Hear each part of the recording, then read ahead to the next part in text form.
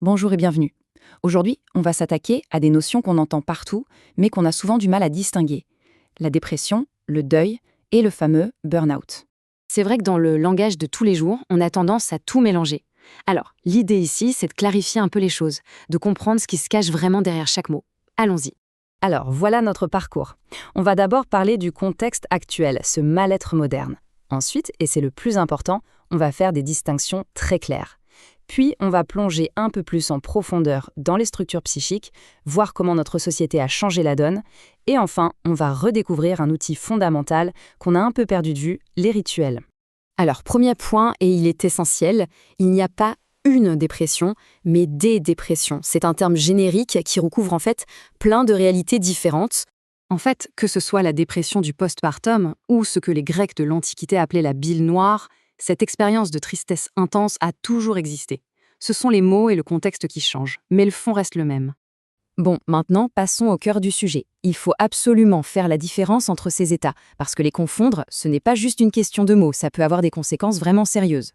Ce tableau, il résume tout parfaitement.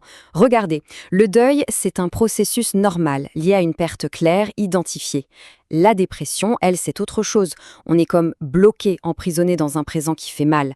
Et puis, il y a la mélancolie, où on est totalement tourné vers le passé, avec en plus un sentiment écrasant de ne valoir rien. Et ça, c'est le point le plus grave, le plus crucial. Pour un professionnel, la différence est vitale. Dans l'état mélancolique, le risque qu'une personne choisisse de mettre fin à ses jours est bien plus élevé. L'approche ne peut donc absolument pas être la même que pour une dépression. Et le burn-out alors, où est-ce qu'on le place? Eh bien, il faut le voir comme une forme de dépression très spécifique au monde du travail. C'est le moment où la pression devient tellement forte que toutes nos défenses psychiques lâchent d'un coup.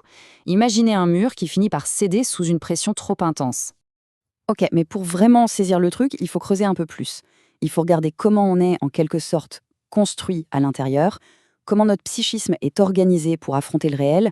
En gros, la psychanalyse nous dit que chacun a une structure psychique de base.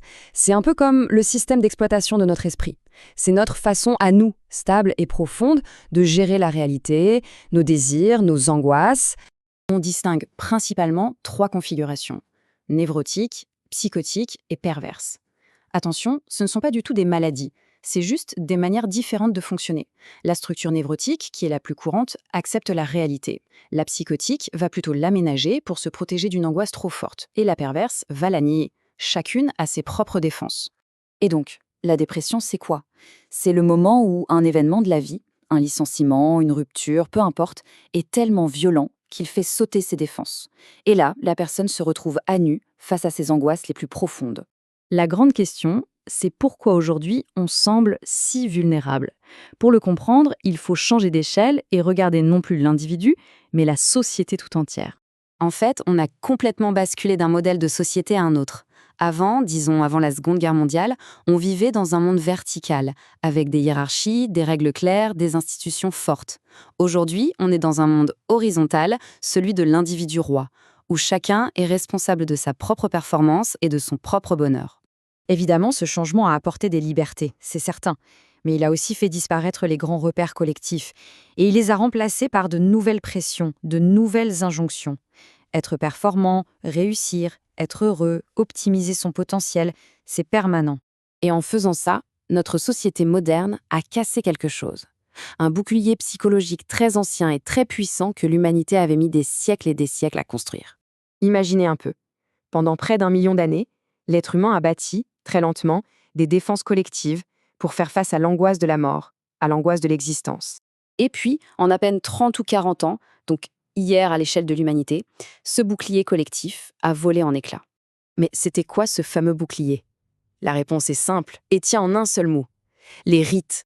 Et quand on parle de rites, attention, ça va du plus simple au plus complexe. Le rythme du jour et de la nuit, les repas pris à heure fixe, les anniversaires, les cérémonies, tout ça, ça donne un cadre, un rythme, une prévisibilité à nos vies. Ça nous protège du chaos.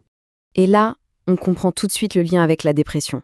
Parce que l'état dépressif, c'est justement ça, une perte totale de rythme. La personne ne sait plus quel jour on est. Elle ne se lave plus, ne mange plus à heure fixe. Elle est hors du temps. Voilà, ce présent-présent. C'est exactement ça. Sans le rythme des rites, Pour la projeter vers demain, la personne est piégée dans un présent sans fin, douloureux, où l'avenir est juste un grand trou noir.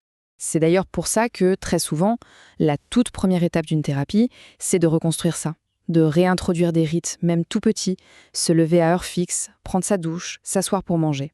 Ces petites pulsations de vie, ce sont les premiers signes que l'élan vital est en train de revenir. Du coup, ça nous laisse avec une vraie question pour notre époque.